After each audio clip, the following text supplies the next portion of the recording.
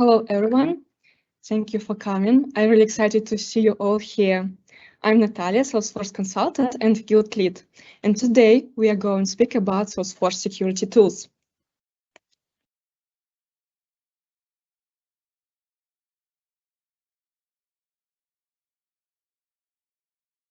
Who am I? I have a bachelor degree in information security. Fortunately, right after my graduation, I got a job as Salesforce administrator. It was in 2017. I also like counting money. I hope someone participated in my webinar last February about personal finance management. Here is the plan for next 40 minutes. First off, I would like to tell you about theory a little bit. After that, we will check some interesting tools, understand why and when we should use them. Here are some of them: Salesforce Shield, event monitoring, and security health check.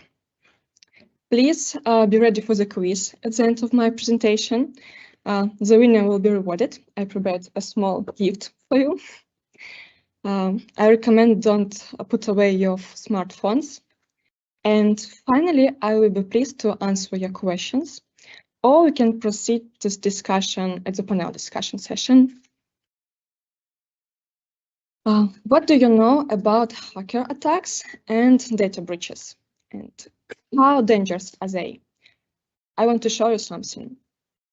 According to the latest IBM report, 89% of companies, it's not if data breach will happen, but when. So we must be prepared and make it as much difficult as possible. Please look at the numbers. Data breaches cost millions of dollars, and 45% breaches occurred in the clouds. However, Salesforce provides a lot of tools to boost security, so I made up my mind to dive deeper to this area to become more proficient at it. And now I'm ready to share this information with you. A bit of theory. The shared responsibility model is a security and compliance framework that outlines the responsibilities of cloud service providers and customers for securing every aspect of the cloud environment. It includes hardware, infrastructure, endpoints, data, configurations, setting, operating system, network controls, and access rights. In layman terms, the shared responsibility model dictates that cloud provider such as Amazon Web Server, Microsoft Azure, or Salesforce must monitor and respond to security threats related to the cloud itself and its underlying infrastructure. Meanwhile, the end users, including individuals and companies, are responsible for the protecting data and other assets they store in cloud environment. Salesforce offers a service in providing infrastructure, like hardware, network services, underlying infrastructure.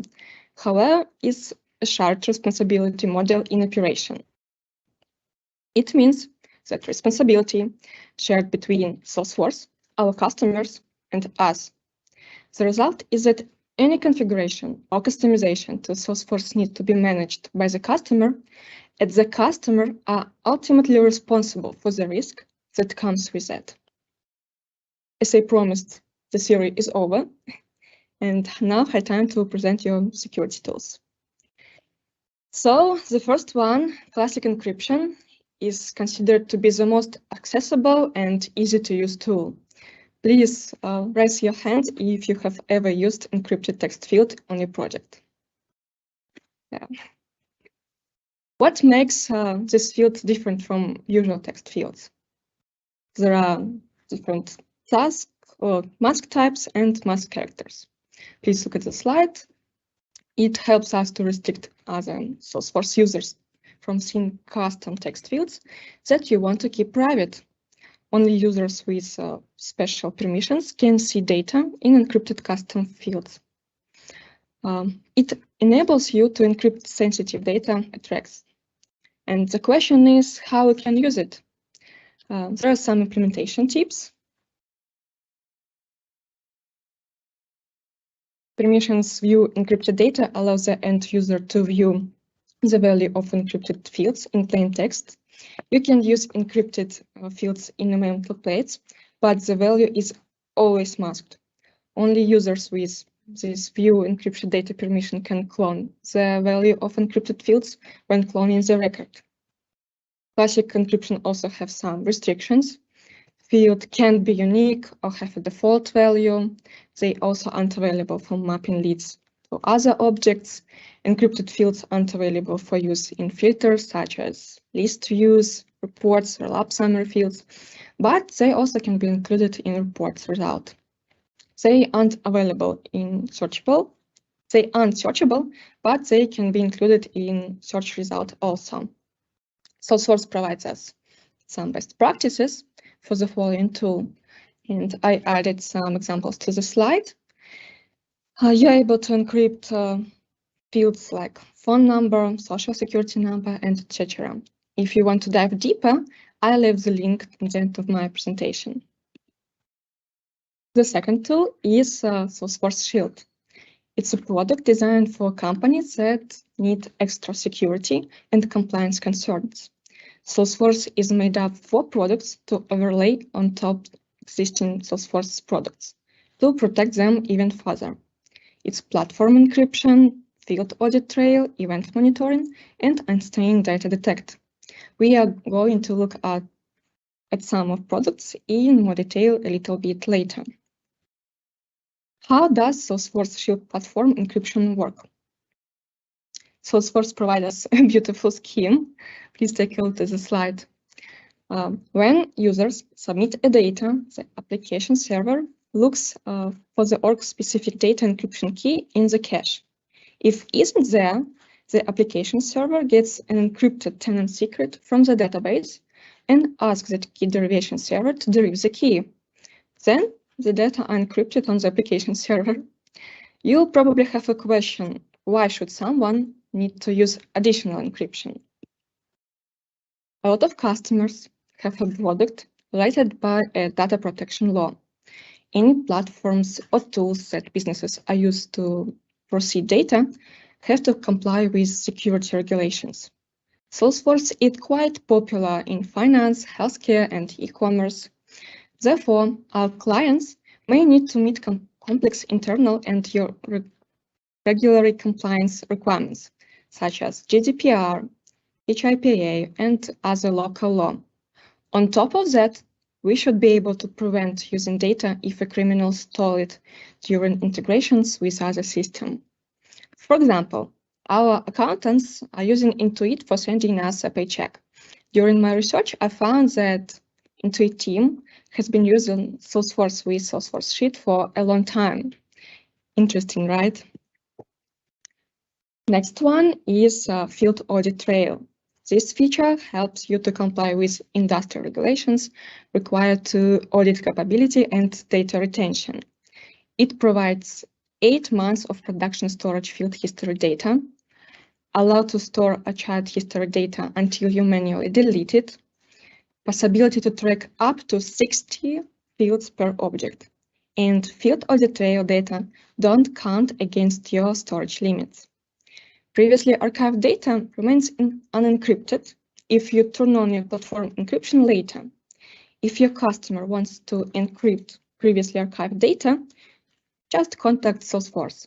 Support team will encrypt and re-archive the stored field history data and then delete an encrypted archive.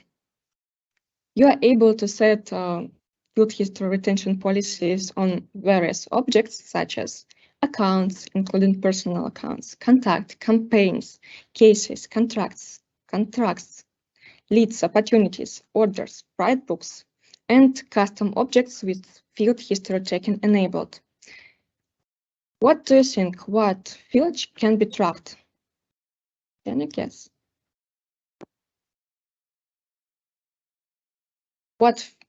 Which fields can be tracked? Yeah.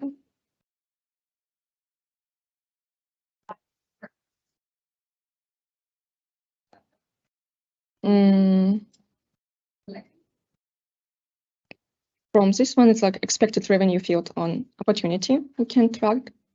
You also can drag formula, roll-up summary fields, or auto number field, like created by and last modified by, long text fields, and multi-select fields. But what we should store this data? This tool can be used to store historical changes for audit purposes. Let's exemplify. When company prepares to go public, they must get an approval from regulators, and auditors are going to review the history of data changes. Let's finish up with this part and move on. It's like one of my favorite tools is real-time event monitoring. According to top data security trends for 2022 in Salesforce, 40% of IT leaders list event monitoring as a top tactic for defending their organizations against security risk. It helps monitor and detect standard events in Salesforce in near real time. We can store the event data for auditing and reporting purposes. Sometimes event monitoring objects contain sensitive data, and please be careful when you assign specific permission. With real-time event monitoring, we are able to gain the following insights, like who viewed what data and when, where data was accessed, who in your org is performing actions related to platform encryption administration, which admins logged as another user, and the actions admin took as that user. Threats detected in your org, such as anomalies in how users view or export reports, session hijacking attacks, and credential stuffing attacks. Threat detection identify the following.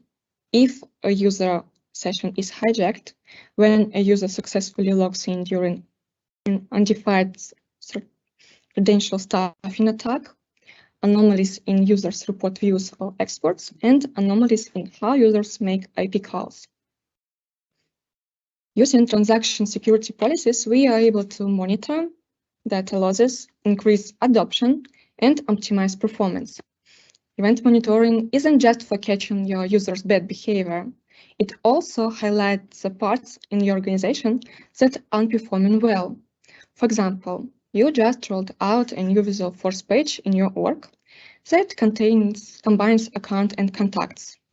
Without any metrics, it's difficult to tell how users are interacting with this page. Event monitoring helps you to figure out which parts in your organizations need increased adoption efforts and identify areas that need right development. Sometimes it's difficult to determine the cause of slow page performance in your org. Imagine that your organization has offices in Warsaw and in Tbilisi. The users in Warsaw tell you that their reports are running slowly or even timing out. You can use event monitoring to determine whether the cause is related to a network issue in Warsaw or with the way your app is configured. Let me show you how event monitoring and transaction security policy work. Imagine that you need to add settings that helps you to identify unusual report export activities and prevent data and profit loss. Please look at the slides. I have created the report event policy on the report to block all users from exporting report with more than 10 rows. I also can update a report to show you the more than 10 records, and I can see this report. And wait a second. I'm not able to export it. It's a magic. I really like the way it works.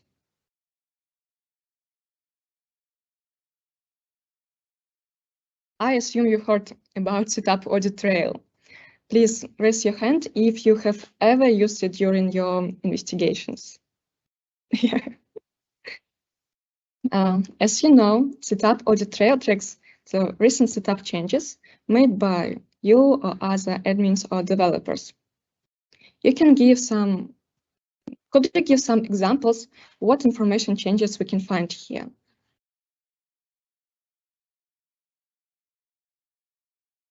What changed?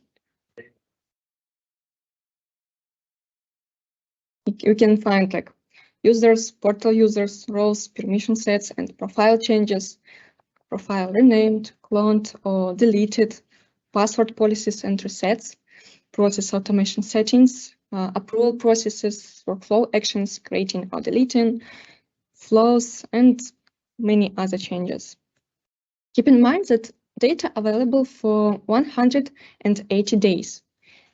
Just in case, I want to mention some use cases on the projects. You can track changes in production environment if any manual changes are prohibited, or we are also able to restrict them. We aren't able to restrict them in settings. We are capable of finding useful information here during incidents or bug investigations. The next one is login forensics. Login forensics helps us to identify suspicious login activity. It provides you key user information data such as the average number of login per user per a specified time period, who logged in more than the average number of times, who logged in during non-business hours, and who logged in using suspicious IP ranges.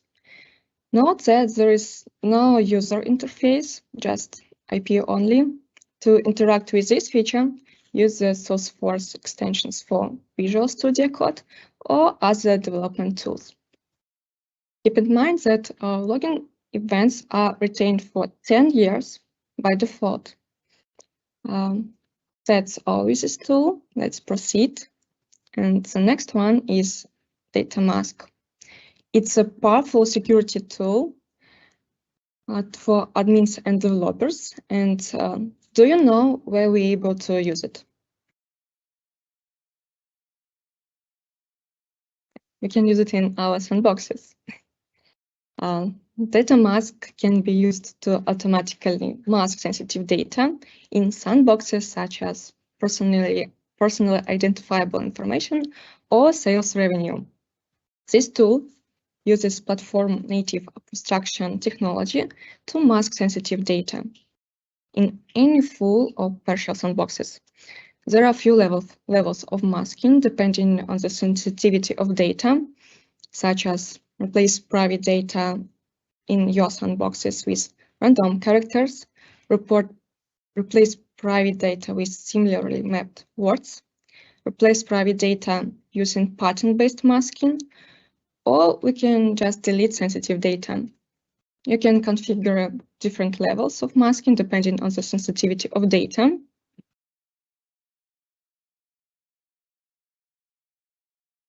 Salesforce recommends to mask personally identifiable information and other sensitive data. For example, first name, last name, and email addresses for users. First name, last name, mobile number, mobile phone, home phone, birthday for contacts. Account name, account phone, billing street, billing city for accounts. For further information, please follow the link at the end of my presentation. Security Health Check is another of my favorite tools. It can be used to identify and fix potential vulnerabilities in your security settings, all from a single page. A summary score shows how your org measures against a security baseline, like the Salesforce baseline standard. You can upload up to 5 custom baselines. The risk categories affects health check score, such high risk settings counting the most, low risk settings counting the least, and the medium right settings, they're in the middle. Settings in the informational category don't factor in health check score.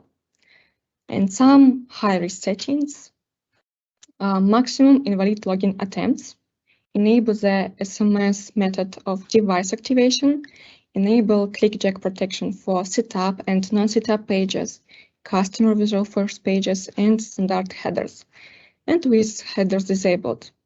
Some medium risk settings. Forcer login after login as user, minimum password length, user password expire in, and password complexity requirements. Keep in mind that score can change if Salesforce adds or removes options that are used in the score calculation. Here is an example. How can we review and fix some critical points in an easy way? Please look at the slide. As you see here, like some issues that should be resolved.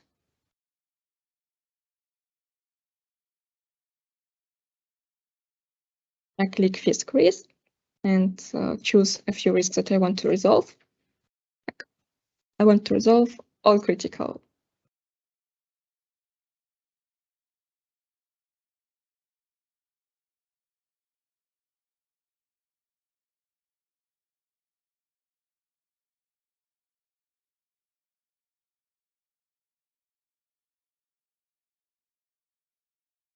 And as a result, our org has been secured and we increased the total score up to 98%. It's like a really excellent result. What are the benefits of using this tool? As organizations grow, the Salesforce orgs and the data are stored are likely to become more complicated. That creates more potential and error and health vulnerabilities. Running a regular health check will help you to keep track of changing security needs, fix system errors for overall system performance, maintain compliance with SOX, HIPAA, and related standards, increase productivity across all departments, and streamline new deployments. With Health Check is a tool that will ensure that security and performance aren't compromised as that happens. Well, we are almost at the finish line, and next tool is Security Center. It makes understanding security configuration across entire Salesforce environment much simpler. By connecting various Salesforce orgs, including sandboxes, to a central org running Security Center, you will have unparalleled visibility into your security posture. Bringing clear security metrics from all of orgs to a single interface significantly reduce the amount of the time it takes to truly understand your overall security posture. It allows you to better focus your time and energy for other tasks and make more effective changes.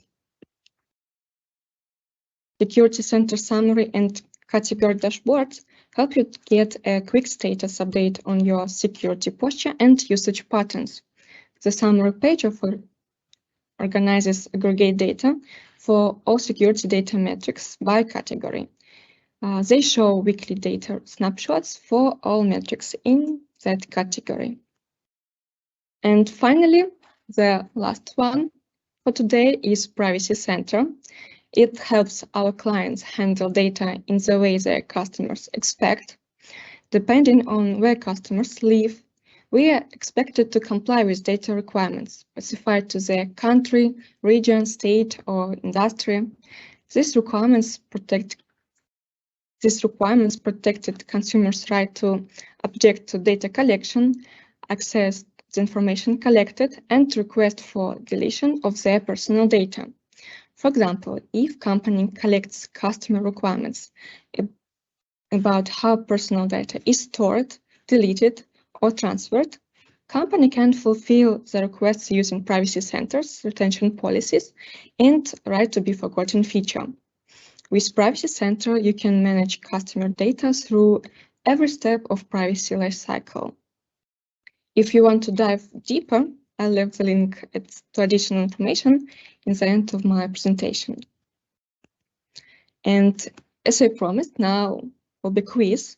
I want to take your phones and go to wahoo.it. You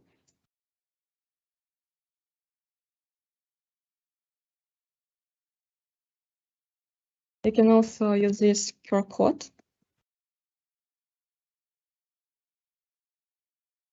Please take your time. So the first question, what is not a part of Salesforce Shield? And we have 4 options here.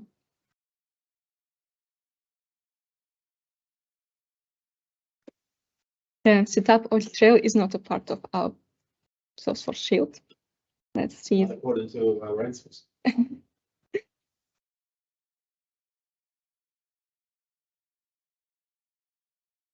Oh, we have a leader.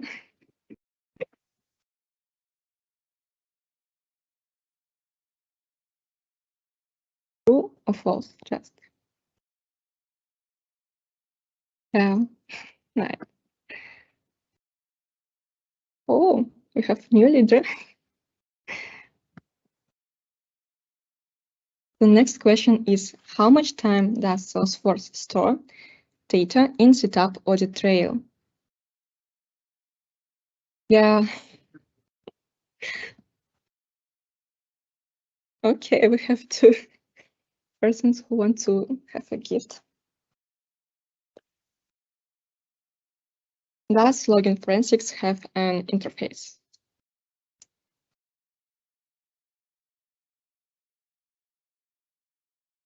Well, the most of you were right. And the last question is, what risk category doesn't exist in security health check? Yeah, you are really good listeners. And let's see. Raise, sorry. Is the winner. Irana, yeah. And thank you for your attention. Let's check the time.